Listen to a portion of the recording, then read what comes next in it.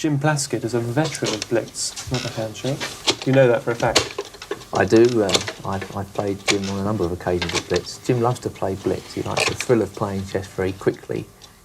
And I think Jim's a bit of a gambler. He likes to play Blitz for money. So I think, you know, for the pure pleasure of winning money, that's another reason why Jim plays Blitz. Because, of course, he's very good at it. He wins most of the time that he plays.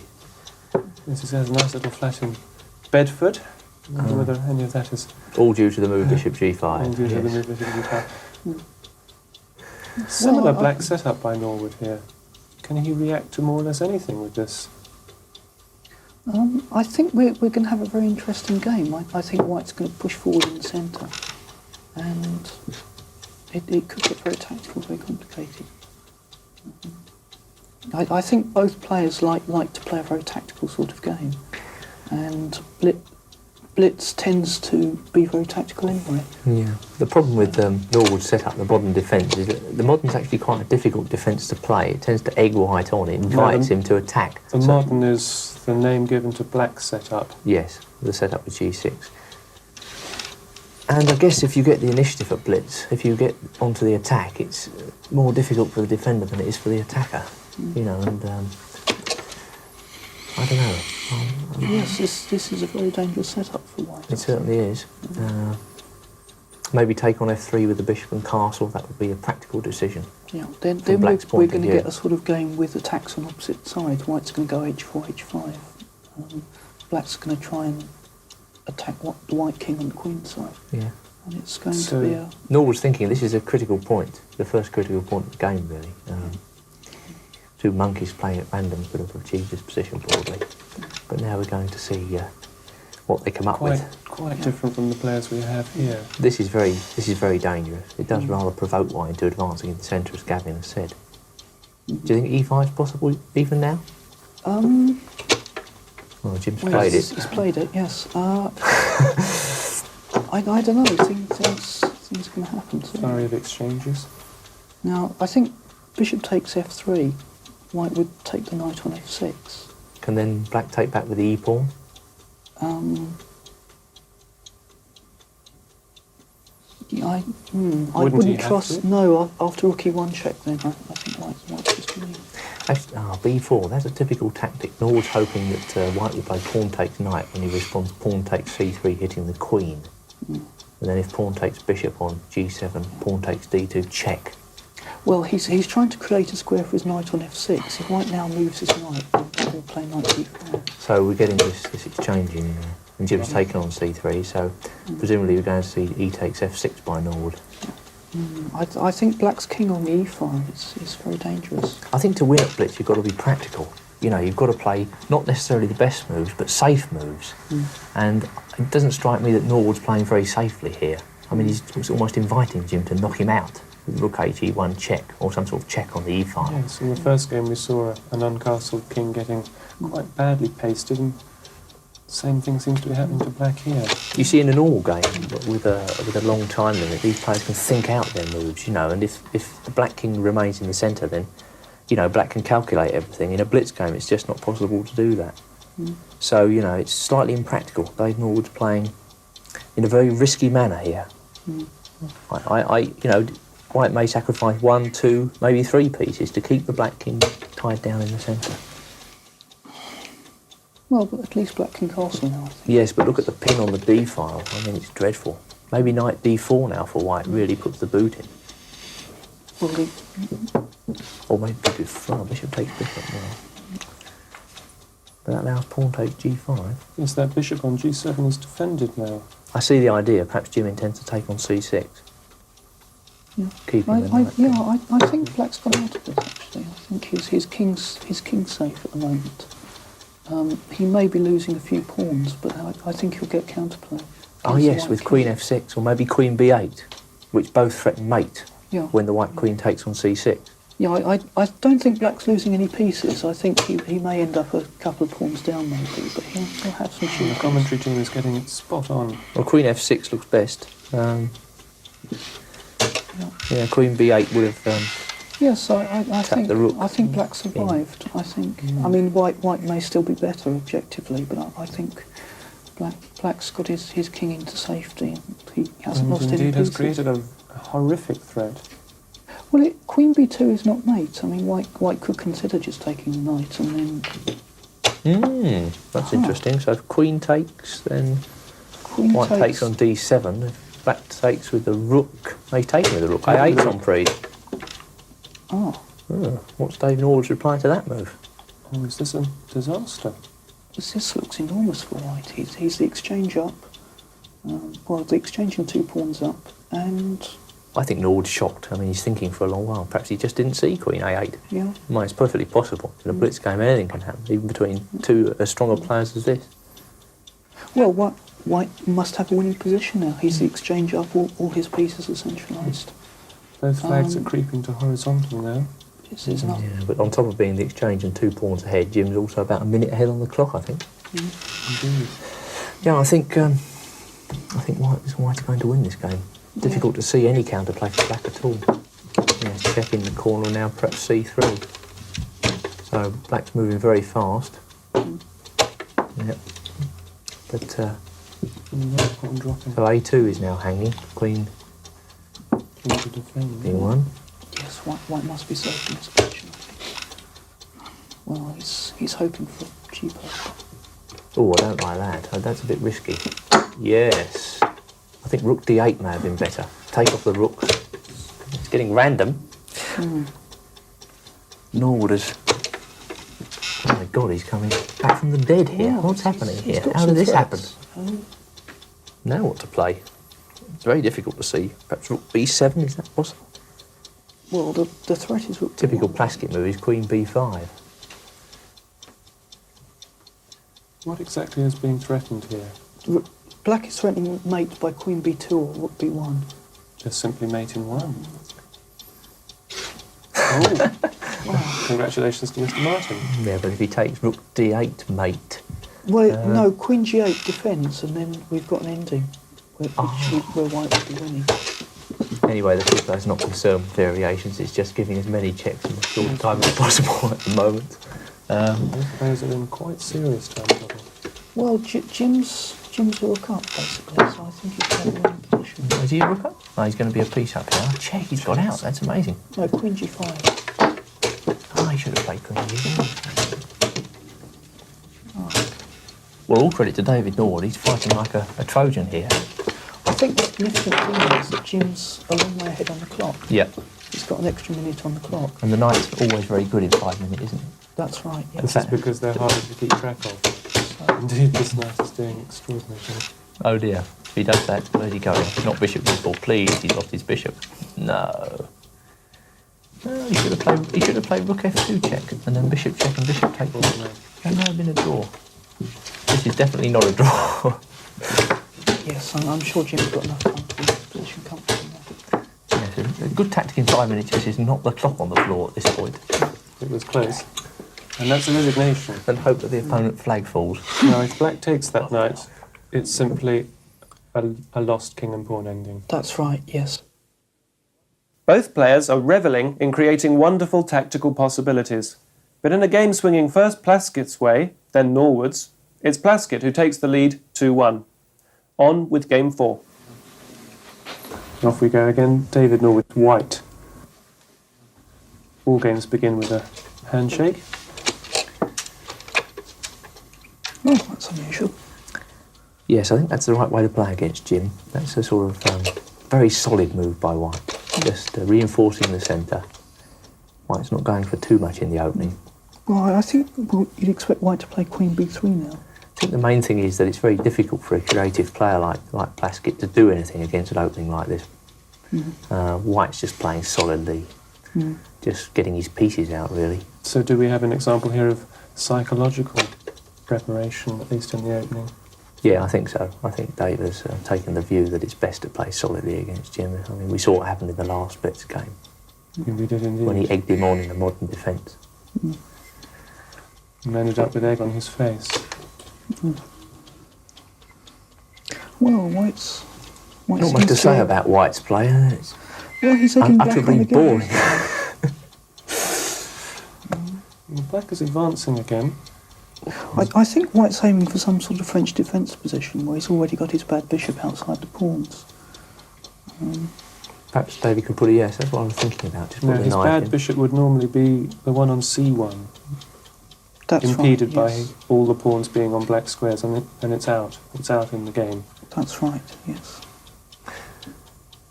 You can see that black hasn't had too many problems with development of the minor pieces. You know, Jim's just bringing his pieces out, preparing to castle.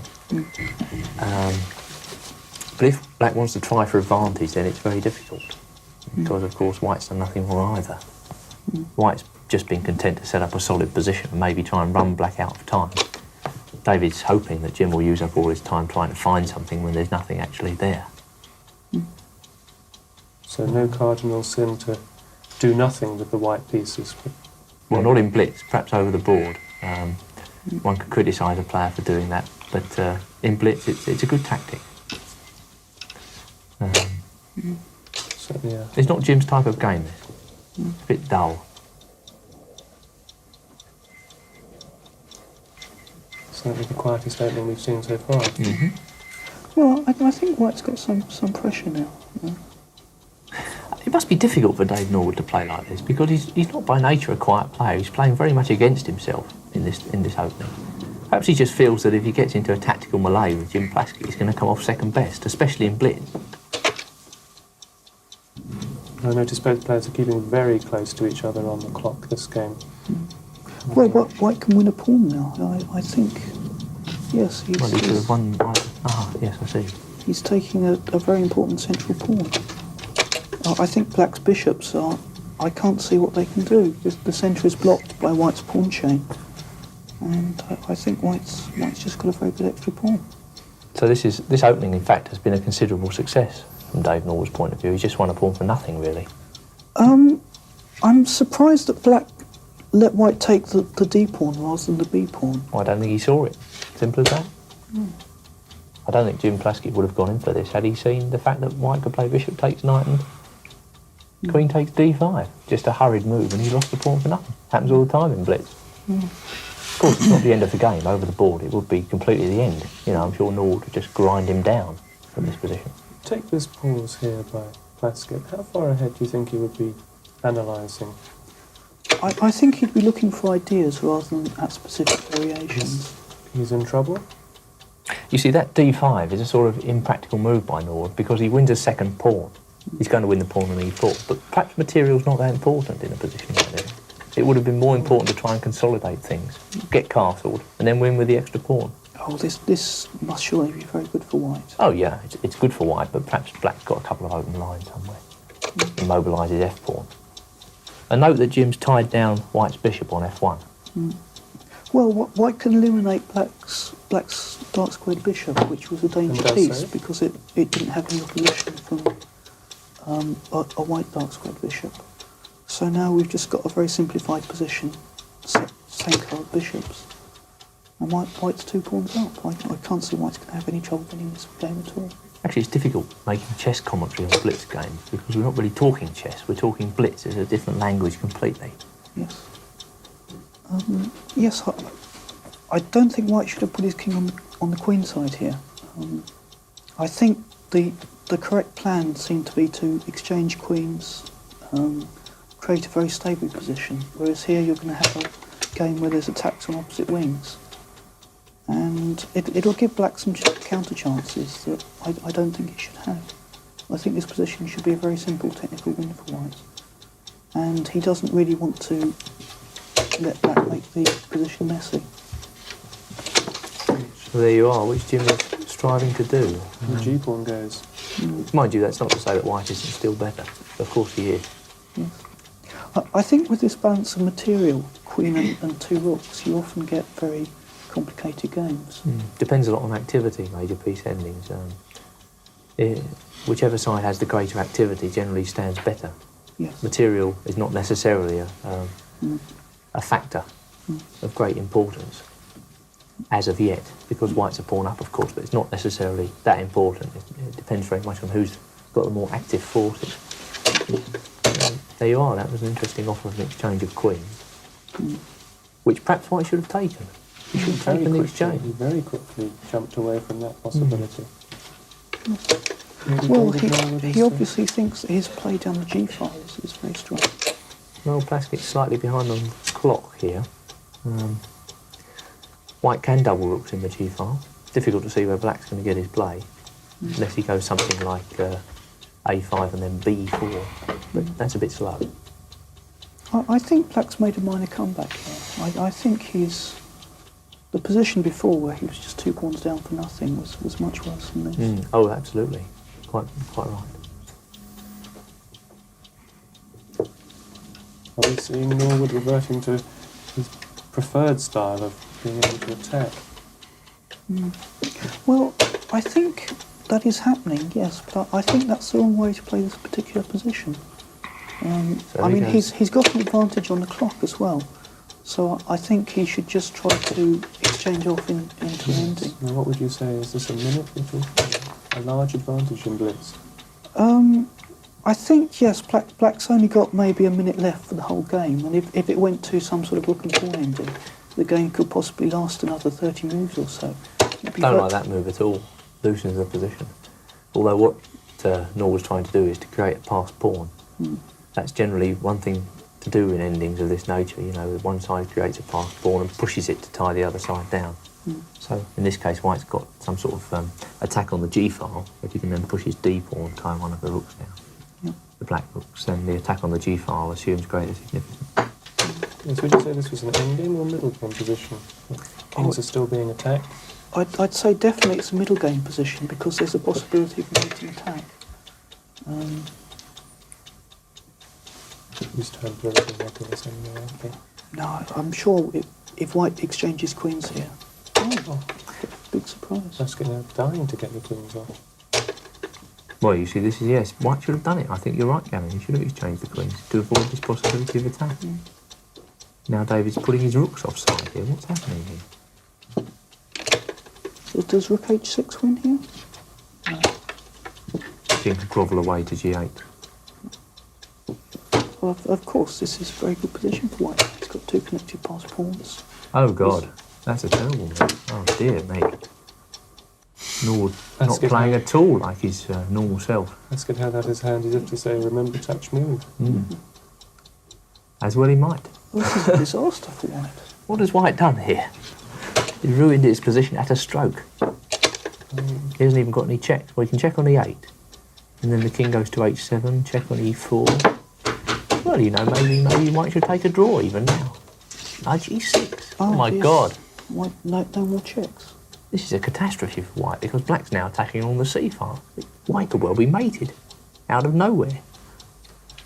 Well, I think rook e5 looks like the move when I can't see a mate for Black.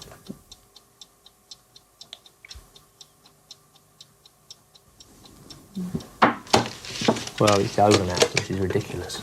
Absolutely ludicrous. It's going to be mated, not an... Oh, no. And a rook. It's very close on time. Black's got almost no time left. I mean, unfortunately, mate ends the game. Yes, and White's flag's down, and he's been mated, and now Jim's gone down. What exactly went on there?